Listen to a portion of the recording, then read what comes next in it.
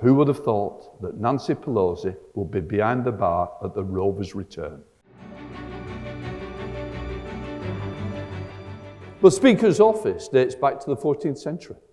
The first Speaker, Peter de la Mare, was elected in 1376 during a constitutional crisis regarding the court, the monarchy of Edward III.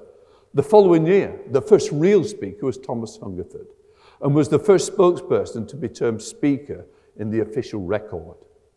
But being Speaker does not come without risk. No fewer than 9 speakers, for political reasons during the Middle Ages and the Tudor period, lost their lives. 5 were beheaded at the behest of the king. 1 died in the Tower of London. 1 died in battle. 1 was murdered by an opposing political faction. And 1 was beheaded by a mob while seeking to escape disguised as a monk. Some reminders of how the dangers it could be for a speaker to still survive, such as when the new speaker is elected, he or she is dragged to the chair, and you're meant to be resisting. Let me tell you, modern day speakers don't really resist. And of course, you are dragged by your supporters, and you put on this token show of resilience. But it is about the day-to-day role.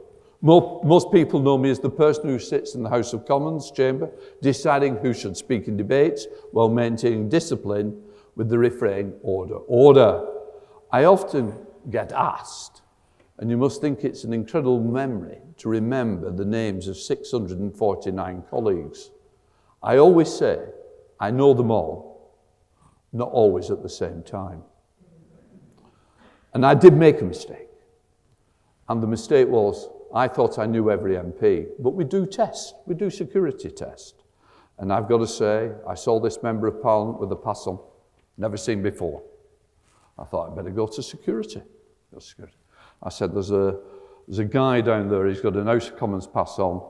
I think you need to investigate. Before I knew it, the security bundled him down for him to shout, I am a Member of Parliament, I'm a member of Sinn Féin. Of course, I've never met the Sinn Féin members. I quietly disappeared and crept back to my office thinking, next time I need to learn the MPs that even don't turn up to Parliament. So it is about being in the chair. It is about knowing everybody. And of course, I have the Assistant Secretary and the private secretaries who assist in the chair. If you have a look, there's normally Helen, who's Chief of Staff, stood on one side of me, just keeping an eye on what's going on. And it is about that. So, how long have I been here? Well, I've been in the House, as we know, since 1997. I've got to say that I've seen MPs come, I've seen governments come and go. But some make it easier to hold a position, and it certainly helps when you can identify people. The problem I had is when we went through that time where we had 2 monarchs, 3 prime ministers, numerous foreign secretaries, and never knowing which minister was going to turn up to answer questions. So some things are difficult, and that was probably one of the most difficult and the worst time for British politics. Our standing went downhill. We had to get stability back into the role, and I've got to say, whatever people's politics are, at least it's been more stable in the sense that we now know which minister is going to answer questions. We know which prime minister is going to be there as well. So it has been a very interesting ride for me. It's certainly one that if you ever want to copy lottery numbers, never copy my lottery numbers.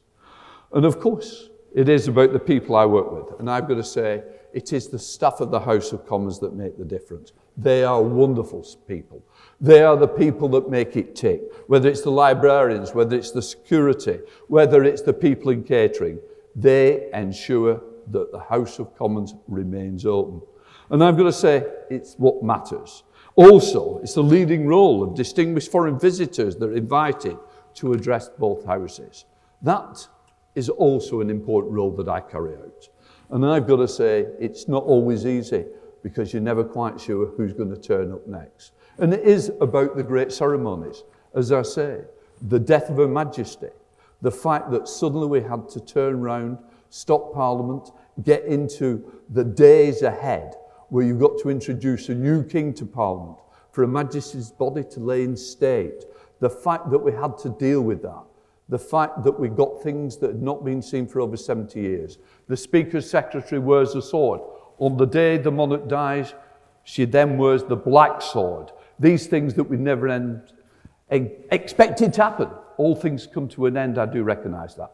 Even the buckle on my shoes had little velvet covers on because everything had to be dark, there had to be no glitter. So those were the kind of things that I was never expecting. And those are the kind of things that always gives you the trouble.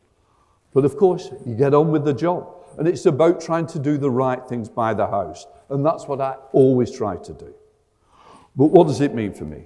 For me, one of the biggest tragedies of the last general election was how many MPs, particularly female MPs, decided to quit politics. That is a sad indictment. I've got to say that we've got to make sure there are no barriers to anybody seeking office within the Commons. In fact, we should be supporting, and the House of Commons should reflect society.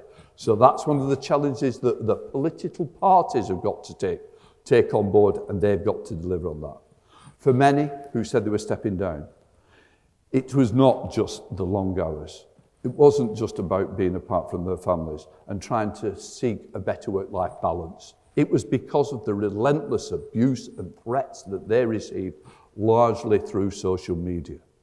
As a result, we lost some of the most hard-working, well-meaning, authoritative constituency MPs and former ministers for good. This means that people who had an MP on their side fighting for their corner was lost to politics. And let's not forget, it was hatred. And it was hatred that resulted in the death of our dear friend, Jo Cox, just only 5 years ago. Jo Cox had a great political career ahead of her. It was ended because of white supremacists. People who don't share our values, don't believe in what we stand for. And of course, when I became Speaker, I was determined that this atmosphere of hatred had to end. I pledged to take very seriously the welfare of the Commons staff, MPs and MP staff, and I continue to do so. As Chair, the other role I have as Chair of the Consultative Panel on Parliamentary Security is where it all started. Being and ensuring MP security went to a whole new level. The fact that we have done things to change the lives of MPs, their families, their homes, their offices, where that CCTV alarms, we engage with the police, we ensure that the police are there to support, and trying to get a network across the whole of the UK with every police force is one of the major challenges. But we continue to ensure that is happening. Security, of course. Once again, it is about MPs, and the recent murder of a great friend of all MPs was Sir David Amess at his surgery, Leigh-on-Sea, in his South End West constituency. And I never ever want to pick up a phone again to tell me there is an MP just been murdered. The fact that somebody can self-radicalise and come and take somebody's life on the grounds of disagreement. I say, as a Speaker, I've always tried to make myself accessible, and since my election in 2019, I made it my mission to walk the floor, to meet all new MPs coming in, as we will have a new MP on Monday, who I will be engaging with. And from there, maybe not quite as easy as some, but let's wait and see. It is about me putting myself out. It's about me meeting the staff of the House of Commons. I go to different departments in the House of Commons. I want to hear from them. I want to hear what their life's like. I want to know that we're getting it right to support them. So it's about trying to make this house a better house for people to work in. And as I say, I've engaged with the unions. I invite them to join the House of Commons Commission meetings, something else that I chair. And it's important about that staff line management. It's about hearing what people's representations are. And it's trying to deal with their hopes and aspirations and making sure that they feel there's somebody who's willing to listen, whether it's somebody who's cleaning the floor or whether it's the clerk of the house. I want to engage with all, and that's what I wanted to do. So I've got to say, I was so pleased that we implemented all three of Dame Laura Cox's report on bullying and harassment. That mattered. We've encouraged MPs and peers to take part in our Valuing Everyone training to ensure everyone working on the estate is able to recognise and call out bullying, harassment and sexual misconduct. We've also have improved our conduct with the Commons itself. Yet, there is always going to be heat in the chamber, as I've been feeling recently. But I will never try to let it boil over. It can be rowdy, it can be loud, but it doesn't mean we can't be respectful and treat each other with courtesy. It's not just about being tolerant. It is about showing each other respect. I also try to keep sessions on time, to time. Not only is it bad manners to run late, but it also messes up the meetings outside the chamber, the shift patterns and the breaks for the people who support us, such as the doorkeepers, the clerks, the catering staff and security. Personally, the greater understanding comes from we move to a more diverse, while Parliament has a record number of MPs from ethnic backgrounds and more women than ever before, more still needs to be done, especially when it comes to our staff and people with disabilities. I would like to see many more people from underrepresented communities taking senior positions. I would like people to want to work in the House of Commons, to tell their peers what a great place to work. And the fact is that we should be lifting people, delivering on their aspirations, not because I was serving the tea today should be a barrier coming to the Clerk of the House. Far from it. We should be there to support all in their aspirations to get better jobs within. And let us go to COVID. Of course, one of my biggest challenges was COVID. We all faced in the last few years. COVID overturned the way that we worked. The House of Commons have been functioning the same way for 700 years. And to try and say that we're going to do something different doesn't really happen. As you know, we've tried to move from vellum to paper, and that went on for years, that discussion. So just think that when you think that we're going to go to a remote Parliament, were they going to accept it? Well, I've got to say the House of Commons was open for business. It was open to scrutinise the government. It was about scrutiny that really mattered. A Prime Minister has to rule, but he also has to be challenged. He has to be held to account. And now one thing I was certain of, that questions will continue, the opposition will be able to hold the government to account. And that was the right thing to do. And of course, I had to say to our broadcasting unit, the Parliamentary Digital Service, I need you to work for me. And we brought in hybrid proceedings, which allowed MPs to join us from all over the United Kingdom. And I've got to say, the distancing rules ensured that we could have very few. And at one stage, I think there was about 8 of us in the House of Commons chamber. And the fact that we managed to hold and continue in a way that was never expected of the Commons. And I've got to thank the staff for the way that they made that happen. It was about changing the way that we did it. And that's what I believe a speakership is. About inventing and making things better. And what COVID did do, instead of the old idea that you queue up to vote, you give your name and somebody literally puts a line through on the iPad. What an old-fashioned way of voting. What we wanted to do was ensure that MPs could still meet ministers. But no, you just get your card, you touch the machine and you vote it. And that just speeded up the whole process. And it's one of the good things that came out of COVID. And it's one of the good things that we can look back on the Commons and say, yes, it did make a difference. And it is about that. And of course, speakers, they may come and go. One accusation that is always thrown at speakers is how can you do that and how can you be a good constituency MP? Well, I always say it's very easy. I'm the MP for Chorley first and I'm the speaker second. And in the end, it's about getting the balance right. So when I go back after tonight, I will be in Chorley. I go home. I don't live in London. I always say I still live in Chorley. It's my home. I go back at weekends, I meet the people of Chorley, I represent the people of Chorley. And of course people say, but how can you do that if you can't vote? And that's a fair question. But what I can do is meet with the Prime Minister, I can meet with Secretary of State, I can discuss the issues for Chorley. And do we get the things for Chorley that I need? Yes. Do I abuse that position of being Speaker on behalf of the people of Chorley?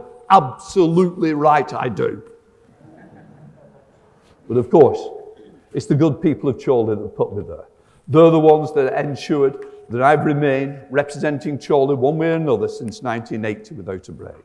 And that's why when I go on Chorley Market, people come up and stop and talk to me. When I walk around, people want to know what's going on. And they'll say to me, why does that hospital matter so much in Chorley to you, Lindsay? Very easy. That was the hospital I was born in. So it's not hard to be part of the community living, to represent it. And that's what I really do enjoy. And it is about trying to make the best for Chorley. It's about looking after my friends, my family, and the people that elected me. And those who didn't elect me, I will always represent. So events since I've been the Speaker. Elected Speaker in 2019, a general election. I was diagnosed with type 1 diabetes during that election in 2019. Re-elected as Speaker, so I could have been the shortest Speaker in history. I saw the end of Brexit on January 31st, well, if you can quite call it the end, but that's for another debate another time. COVID lockdown, March 2020. Hybrid proceedings, 21st of April. Proxy voting. Duke of Edinburgh dies, April 21. Tragic death of David Amis, 2021. Open Speaker's House for tours on the first time ever, so people could see what and where the Speaker operates and lives from. And that was in February 22. Russia invades Ukraine in 2022. Boris Johnson quits in 2022. Liz Truss is Prime Minister on the 6th of December, retires on the 25th of October. The Queen dies on September the 8th. Operation Marquee, the King's Address, lying in state funeral. Rishi Sunak, Prime Minister, 25th of October. Celebrated Emmerdale's 50th and 63rd year of Coronation Street in there. My great friend, Betty Boothroyd, died February 2023. She was a great friend, a great supporter, and gave me great advice. We also go on to have the arrival of the Speaker's coach, Westminster Hall, the coronation. Tragically, other MPs that have died, Cheryl Gillan, Jack Dromey, James Brokenshire, Sir Tony Lloyd. Ex-MPs who died, the most famous, Glenda Jackson and Alistair Darling, and many others. So it's been a difficult time. So maybe I could say it's the ready achievements. Well, I've got to tell you, one of the biggest things I did was host the G7 Speakers Conference in Chorley. Who would have thought that a little town like Chorley could have international speakers coming? The 7 international speakers. And I've got to tell you, the fact that Nancy Pelosi was coming to Chorley, nobody could believe. Let me tell you, they still haven't forgotten. It's funny, isn't it? What a difference we are as speakers. So she phoned me up and said, Mr. Speaker, I'm looking forward to coming to your district when I realise you make constituency. There we are. She said, just a slight problem. I said, what's that? She said, I'll be flying in. Have you got somewhere for me to park my plane? Chorley's not got a runway, let alone an airport. Bit of a challenge, don't worry. BAE Systems, just down the road. Of course you can park it. German speaker, coming on a plane, having somewhere to park it. Italian speaker, and it went on. People are coming by planes. I'm going by bus. I'm getting the 125 from my village into Chorley to meet the great people. And it was about, what can you do with somebody as great as Speaker Pelosi? And I said, we've got a great story to tell in Chorley.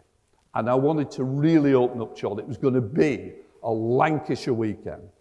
The fact that we decided to put on traditional Lancashire fare, as you would expect. And of course, I wanted to have the meetings and it all go well. We got the schools involved. And I wanted to make sure the dinner at night was one to remember. But of course, I had a bit of a card that Chorley has got good connections. And when we think about the Mayflower that went, the captain of the militia, the captain of that militia who was with them was a guy called Mal Standish. And he lived at Duxbury, and Duxbury is in Chorley. And when I took her into the parish church and said, have you heard of Mal Standish? She said, every child in America has to learn about Mal Standish. I said, well, you stood on his mum and dad. She said, what do you mean? I said, they're in the crypt below your feet. And that is the pew that the family sat on. She just couldn't believe we had these great connections. And of course, I wanted to sell the best thing ever. I said, you've heard about a loin of beef. Oh, yes. I said, well, we're going to have loin of beef for dinner. I said, but you do know it is now known as sirloin. And that beef was knighted in Chorley by James I. And therefore, I had the pleasure of introducing her to the sirloin. And we even had the chair that James I had sat in when he knighted the loin of beef. I'm not quite sure she's still whether to believe me or not, but that's a different matter. And of course, we got the Red Arrows. The Red Arrows never fly over Chorley. Thousands of people came out. They were cheering. She said, they're cheering. She said, wherever I go, they boo in America. Welcome to Lancashire. This is the warm welcome we wanted. And it was about that. And it was about making a difference. And I've got to say the ultimate, I think, that when we, in Astley Hall, a very wonderful hall that got all the history with it, it was about what do we do next. I've got to tell you, we took them to Coronation Street. Who would have thought that Nancy Pelosi would be behind the bar at the Rovers' return? The French speaker is still trying to understand what the Rovers' return and Coronation Street is. And those were the part of the things that I wanted to do. And that was about my speakership, putting my Lancashire roots right into the heart of it. From there, we went on to broadcast President Zelensky. Nobody has ever spoken to the House of Commons direct, and we did that. And it made such a difference that here we had a president, and when the president and I say to him, can we do it on Monday? He said, Mr. Speaker, we might not be here on Monday. That's how I knew it was so important to do it there and then. From there, we welcomed President Zelensky to Westminster Hall. We ensured that his wife put on the exhibition of the Russian war crimes. They were put on display. So we've welcomed the Ukraine speaker as well. We developed and delivered for the Ortiz Speakers Conference. We're leading the G7 response on Ukraine at G20, where I might make myself very unpopular by standing up and speaking on behalf of Ukraine, where I've got to say that friends between China and Russia don't take too kindly to my comments, but we've got to speak out when it's right. I've also managed to secure a Parliament building for Montserrat. We've got doctors in the house. We've ensured that we have ambassadors that go out to speak on our behalf. Events, as I say, Holocaust Memorial Day, Armed Forces Day, Commonwealth Constituency Garden of Remembrance, Black History Month, Disability History Month, LGBT plus History Month, Women's History Month, and we did mark the anniversary of the Munich Olympics. And I've got to say, those are the things that I wanted to establish and something that brings us all together. I've established the Commons Overseas Territory Speakers Conference. We've had it in London and Anguilla, and that will continue. My visits have included Gibraltar, Cyprus, Indonesia, Greece, Japan, India for the G20, Singapore on the way back, St. Helena, Dublin, Belfast. And those are the things that make a difference. And called in at South Africa, where I went to a township to see what the struggle is like and to remember how people have great difficulties around the world. And part of that is making sure I can see, understand, and learn from the plight of others. So it's about what I've tried to mark my speakership with. It's about engagement, security, looking after everybody, and sometimes making mistakes along the way, and sometimes we apologise for them, but who knows where it goes. Can I say thank you for tolerating me? Thanks for putting up. Very kind of you. Thank you very much, everybody.